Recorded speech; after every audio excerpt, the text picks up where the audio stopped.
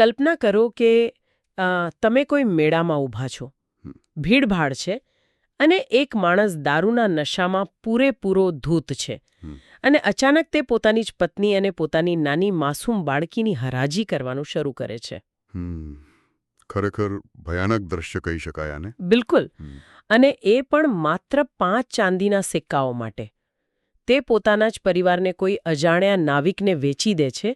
અને એવું માત્ર એટલા માટે કરે છે કે તે પોતાના જીવનમાં આગળ વધી શકે અને અમીર બની શકે. સ્વાર્થની ચરમસીમા છે.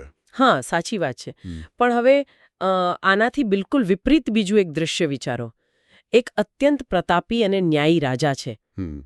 અને તે પણ પોતાની પત્ની અને પોતાના એકના એક પુત્રને બજારમાં વેચી દે છે. ઓહ, એટલે કે બંનેના કૃત્ય સરખા જ છે. હા, કૃત્ય સરખું જ છે, પણ ઇતિહાસ અને આપણા પુરાણો પહેલા માણસને એક ભયાનક પાપી માને છે, જ્યારે બીજા માણસને પરમ સંત અને સત્યવાદી તરીકે પૂજે છે.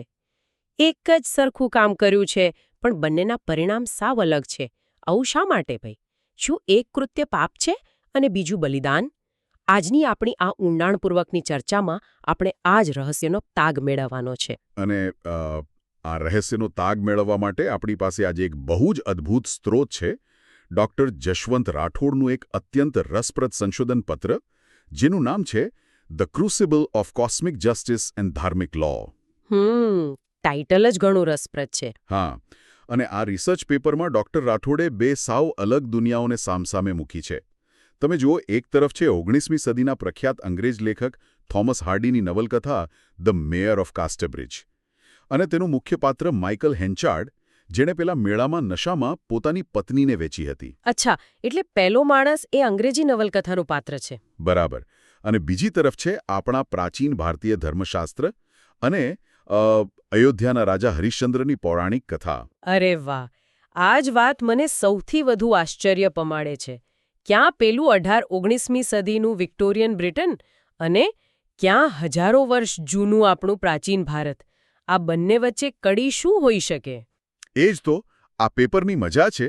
ડૉક્ટર રાઠોડે બહુ જ બારીકીથી આ બંનેનું વિશ્લેષણ કર્યું છે. ખરેખર? એટલે આ તો કોઈ પણ શીખનાર માટે એક જબરદસ્ત આહા મોમેન્ટ બની શકે છે. આપણે એ સમજવું છે કે કઈ રીતે એક અંગ્રેજ સાહિત્યકારના મનમાં ઉદ્ભવેલું પાત્ર અને આપણા પુરાણોના રાજા, આ બંને એકબીજાના વિપરીત પ્રતિબિંબ સમાન છે, જેને આપણે કોસ્મિક જસ્ટિસ એટલે કે બ્રહ્માંડનો ન્યાય કહીએ છીએ, તે કઈ રીતે કામ કરે છે. સાવ સાચી વાત. તો ચાલો આ બાબતને થોડી સરળ રીતે સમજીએ. સૌથી પહેલા એ જાણવું છે કે આ બંને પાત્રો જે બ્રહ્માંડમાં જીવે છે અને તેના મૂળભૂત નિયમો શું છે. તમારો પ્રશ્ન બહુ જ સચોટ છે. કારણ કે કોઈ પણ પાત્રના કૃત્યને સમજવા માટે પહેલા એ જાણવું પડે કે તે કયા કાયદાઓ હેઠળ બંધાયેલો છે. એટલે ડૉક્ટર રાઠોડ તેમના પેપરમાં ભારતીય ફિલોસોફીના પુરુષાર્થના 4 મૂળભૂત સ્તંભોથી શરૂઆત કરે છે. પેલું ધર્મ, અર્થ, કામ અને મોક્ષ, ખરું ને? હા, બિલકુલ એ જ. આપણા ધર્મશાસ્ત્રો અને મનુસ્મૃતિ જેવા ગ્રંથો સ્પષ્ટપણે એક વાત સ્થાપિત કરે છે કે માનવ જીવનમાં અને આખા બ્રહ્માંડમાં સમતુલા ત્યારે જ જળવાય છે જ્યારે અર્થ એટલે કે સંપત્તિ અને સત્તા અને કામ એટલે કે આપણી માનવીય ઈચ્છાઓ, આ બંને હંમેશા ધર્મના મજબૂત નિયંત્રણમાં રહે. એક મિનિટ. જો આજના સંદર્ભમાં હું વિચારું તો શું આનો અર્થ એવો થાય કે જે મોટા કોર્પોરેટ કૌભાંડો થાય છે અથવા લોકો સત્તા મેળવવા માટે જે કોઈ પણ હદે જતા રહે છે, તે આ અર્થ અને કામનું ધર્મ પર હાવી થઈ જવું છે? એકદમ પરફેક્ટ ઉદાહરણ આપ્યું તમે.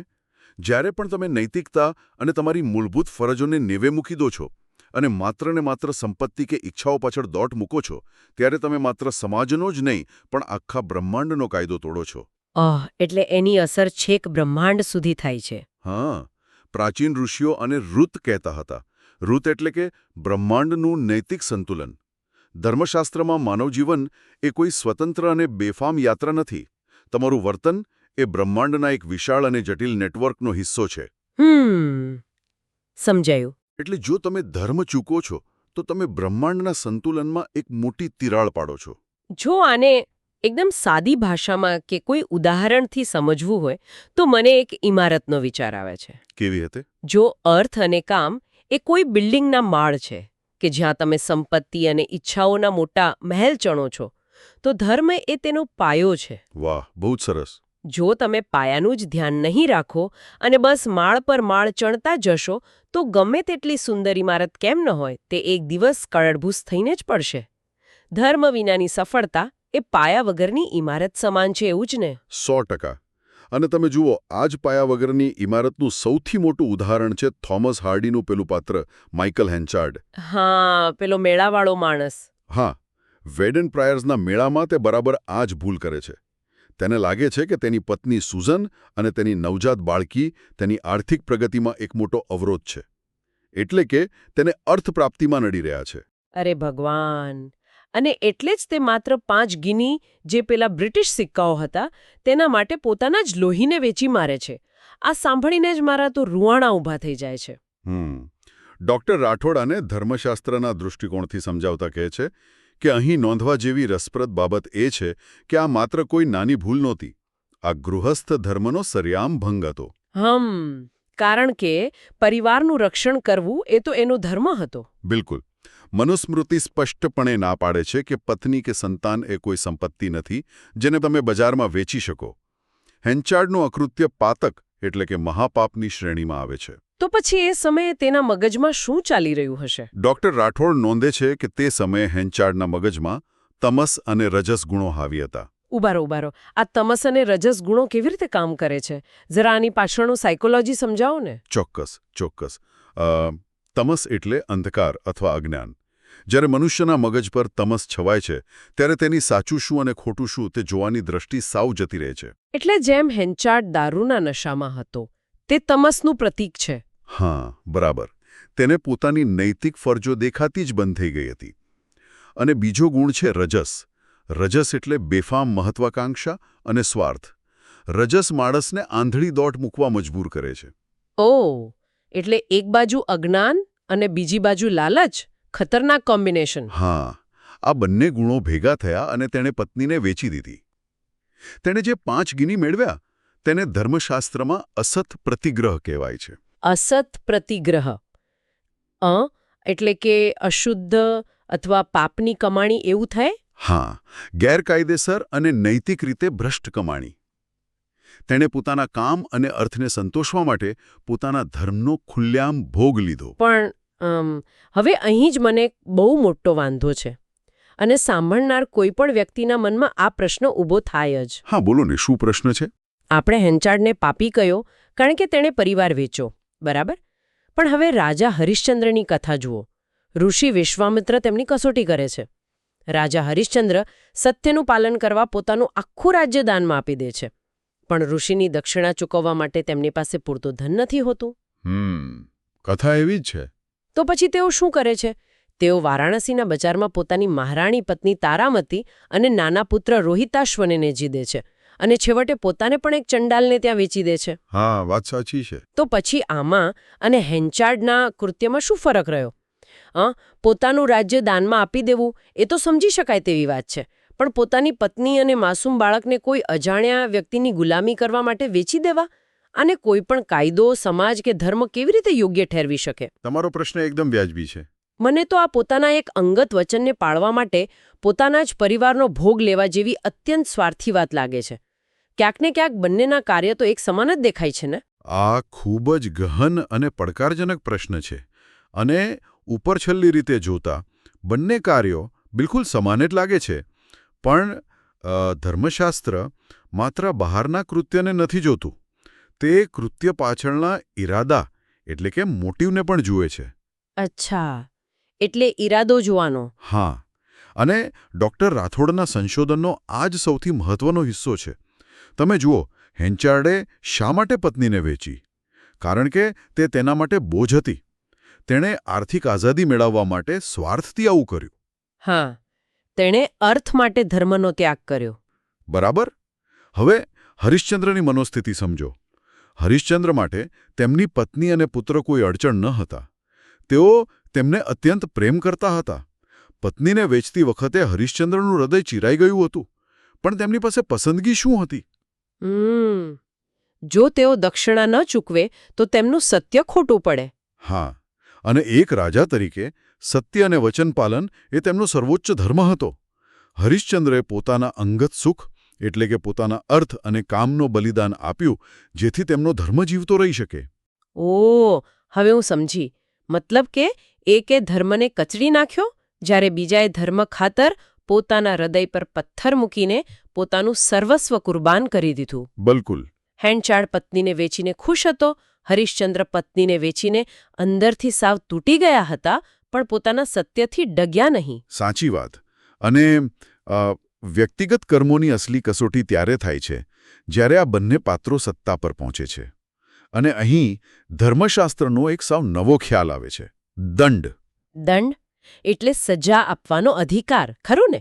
કોઈ ગુનેગારને ન્યાયતંત્ર દ્વારા મળતી સજા. હા, પણ ધર્મશાસ્ત્ર મુજબ આ કોઈ સામાન્ય કાનૂની અધિકાર નથી. તે એક દૈવી સત્તા છે.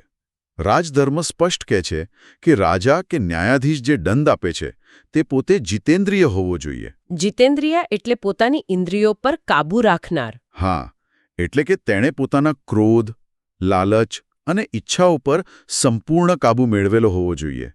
જે વ્યક્તિ પોતે અંદરથી ભ્રષ્ટ હોય તે ક્યારેય બીજા માટે સાચો ન્યાય કરી શકે નહીં. અયે વાહ! અહીંથી આ વાત ખરેખર અત્યંત રસપ્રદ બને છે. આ સાંભળીને મને એક વિચાર આવે છે. શું આપણે આ દંડના અધિકારને એક હાઈ વોલ્ટેજ ઇલેક્ટ્રિક વાયર સાથે સરખાવી શકીએ? High voltage wire? કેવી રીતે? જુઓ, પાવર હાઉસમાંથી આવતી વીજળીમાં કોઈ ખરાબી નથી હોતી. તે આખા શહેરને અજવાળવા માટે છે. પણ જો આ વાયરને પકડનાર રાજા કે ન્યાયાધીશે નૈતિકતાને પવિત્રતાના રબર ગ્લોવ્સ ન પહેર્યા હોય, તો આ સત્તાનો વાયર શહેરને અજવાળવાને બદલે તે ન્યાયાધીશને પોતાને જ બાળીને ખાક કરી નાખશે. ખરેખર અદ્ભુત ઉદાહરણ આપ્યું તમે. અને તમે જુઓ, હેન્ચાર્ડના કિસ્સામાં બરાબર આવું જ થાય છે. શું થાય છે નવલકથામાં? પત્નીને વેચ્યા પછી તે ખૂબ મહેનત કરીને અમીર બને છે અને કાસ્ટરબ્રિજ શહેરનો મેયર બની જાય છે. તે હવે શહેરનો મુખ્ય મેજિસ્ટ્રેટ છે જે ન્યાયાસન પર બેસે છે. ઓહ, એટલે સત્તા તેના હાથમાં આવી ગઈ. હા, તેના હાથમાં દંડની સત્તા છે, પણ તેની અંદર નૈતિકતાનો પેલો પાયો છે જ નહીં. અને પછી નવલકથામાં એક એવો વળાંક આવે છે જે આખા માળખાને હચમચાવી મૂકે છે. એવું તો શું બને છે? એક દિવસ હેન્ચાર્ડની કોર્ટમાં એક વૃદ્ધ મહિલાને ગુનેગાર તરીકે લાવવામાં આવે છે. આને નવલકથામાં ફર્મિટી વુમન કહેવાય છે. એક મિનિટ, આ એ જ સ્ત્રી છે ને જે પેલા મેળામાં હાજર હતી? હા, આ બરાબર એ જ સ્ત્રી છે જેણે 20 વર્ષ પહેલા હેન્ચાર્ડને તેની પત્ની અને બાળકીની હરાજી કરતો જોયો હતો. બાપરે, આ તો બહુ મોટો સંયોગ કહેવાય. અને ભરી અદાલતમાં જ્યારે હેન્ચાર્ડ તેને સજા સંભળાવવા જાય છે ત્યારે તે સ્ત્રી મેયરના પેલા કાળા ભૂતકાળનો જાહેરમાં પર્દાફાશ કરે છે. Oh my God! કેવી શરમજનક અને ભયાનક પરિસ્થિતિ. જે વ્યક્તિ ન્યાયાસન પર બેસીને બીજાના ગુનાનો ફેસલો કરવા બેઠો છે તે પોતે જ આખા શહેરની સામે એક ગુનેગાર અને પોતાની પત્નીને વેચનારો રાક્ષસ સાબિત થાય છે. આ જ તો પેલો હાઈ વોલ્ટેજ વાયર છે જેણે તેને બાળી નાખ્યો. ડૉક્ટર રાઠોડ લખે છે કે ધર્મશાસ્ત્રની દૃષ્ટિએ હેન્ચાર્ડની નૈતિક સત્તા ત્યાં જ તૂટી પડે છે. તે હવે કોઈને સજા આપી શકે નહીં. બિલકુલ. તે હવે કાયદાનો અમલ કરાવવા માટે લાયક નથી રહ્યો અને તે પોતે પણ એ વાતનો ઇનકાર નથી કરી શકતો. તે ભરી કોર્ટમાં સ્વીકારે છે કે આ વાત સાચી છે અને શરમથી માથું ઝુકાવીને પોતે જ ન્યાયાસન છોડી દે છે. કારણ કે એનું પ્રાયશ્ચિત ક્યારેય પૂર્ણ થયું જ ન હતું. તેને પૈસા કમાઈને સફળતા તો મેળવી લીધી, પણ પેલું મૂળભૂત પાપ તો એમ જ ઊભું હતું. બરાબર.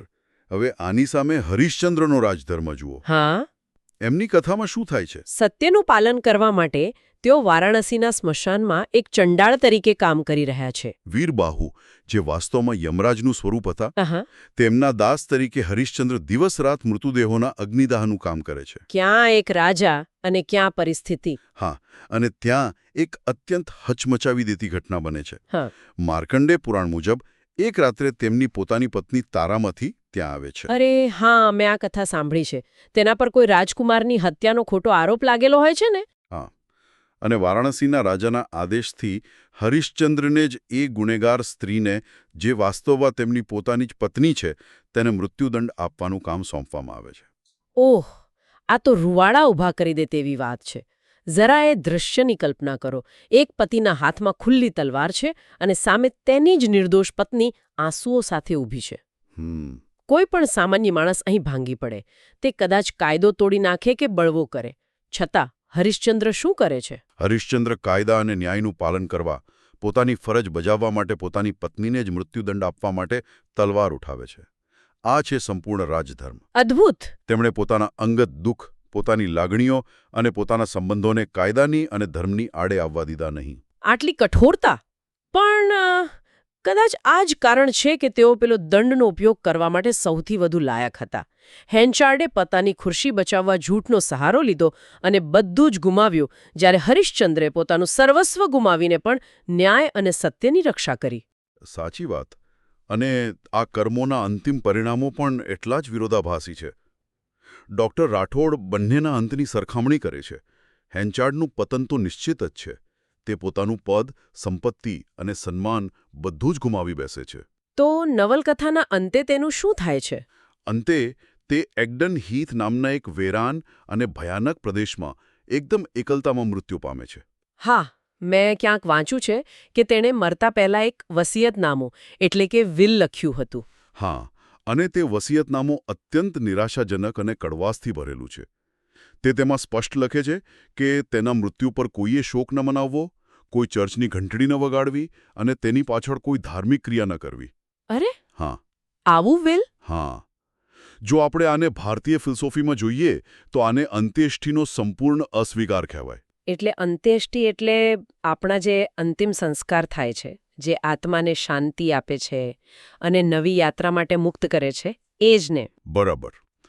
હવે ઘણા લોકો આને હેન્ચાર્ડનું વૈરાગ્ય સમજે છે, પણ ડૉક્ટર રાઠોડ સ્પષ્ટ કરે છે કે આ કોઈ વૈરાગ્ય કે ત્યાગ નથી. આ તો તેના અહંકાર અને હતાશામાંથી જન્મેલો આત્મવિનાશ છે. તે બ્રહ્માંડ સાથે સમાધાન નથી કરી શકતો. હા, તે સમાજ સાથે પણ સમાધાન કરી શકતો નથી. તે મોક્ષ નથી પામતો, પણ તેનું અસ્તિત્વ જ ભૂંસાઈ જાય તેવી નકારાત્મક ઈચ્છા રાખે છે.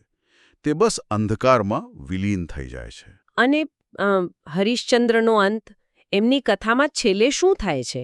સ્મશાનમાં પોતાની પત્નીનો વધ કરવા માટે જેવી હરિશ્ચંદ્ર તલવાર ઉઠાવે છે અને પ્રહાર કરવા જાય છે કે તરત જ એક મોટો ચમત્કાર થાય છે.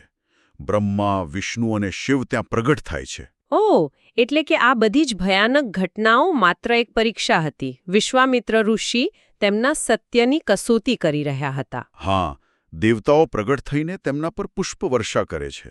તેમનો મૃત પુત્ર રોહિતાશ્વ પણ જીવતો થાય છે. દેવતાઓ કહે છે કે પૃથ્વી પર આવો સત્યવાદી બીજો કોઈ નથી. અરે વાહ! તેમને અને તેમના પૂરા રાજ્યને સ્વર્ગ અને મોક્ષની પ્રાપ્તિ થાય છે. બહુ જ સુંદર અંત. પણ મને અહીં એક પ્રશ્ન થાય છે. હા, પૂછો ને. બ્રહ્માંડ આવા સારા માણસને આટલું બધું પીડાદાયક કષ્ટ શા માટે આપે છે? શું આ બ્રહ્માંડની કોઈ ક્રૂર રમત છે? કોઈ સારી વ્યક્તિને આટલી હદે કેમ તોડવી? હું કહીશ કે આ કોઈ ક્રૂર રમત નથી. આ બ્રહ્માંડનું વેલિડેશન છે. વેલિડેશન? હા, ડૉક્ટર રાઠોડ સમજાવે છે કે જ્યારે તમે સ્વાર્થથી બધું પકડી રાખવાની વૃત્તિ રાખો છો, જેમ હેન્ચાર્ડે કર્યું, ત્યારે બ્રહ્માંડ તમારી પાસેથી બધું જ છીનવી લે છે.